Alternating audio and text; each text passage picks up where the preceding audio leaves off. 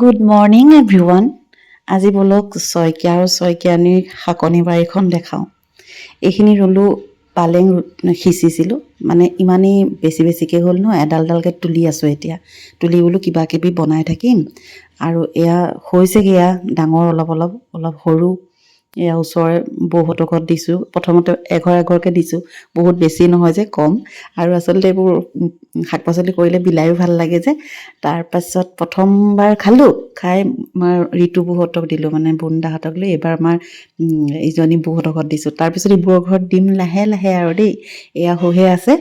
তাৰপিছতে কৰিছোঁ এয়া ধনিয়াখিনি ধুনীয়া হৈছে দেই। ধনিয়া বহুত বেছি নহয়, ধনিয়া মানে নিজৰ ঘৰতে মানে বহুত লাগে। মই ইটো সিটো বনাওঁতে দিওঁ যে।